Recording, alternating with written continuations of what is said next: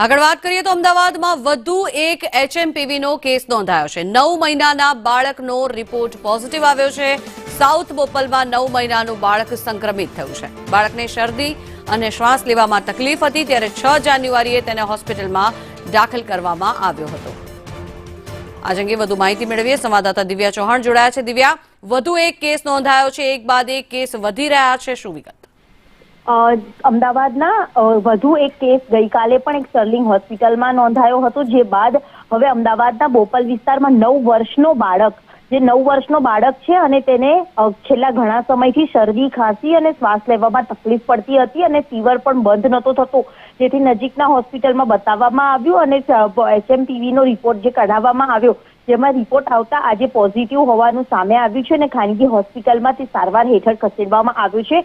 તબીબોની માહિતીને આધારે જોવા નજર કરીએ તો હાલ બાળકની તબિયત છે તે સુધારા પર હોવાનું પ્રાથમિક ધોરણે સામે આવ્યું છે। અત્યાર સુધીમાં અમદાવાદમાં 2 કેસ નોંધાયા છે। ગઈકાલે 80 વર્ષીય વૃદ્ધાને હોસ્પિટલમાં એડમિટ કરવામાં આવ્યા હતા અને જે બાદ હવે વધુ એક બાળકને સંક્રમણ લાગ્યું છે અને તેના કારણે તેને એડમિટ કરવામાં આવ્યો છે। એચએમપીવીના કેસો સતત વધતા હવે નજરે પડે છે।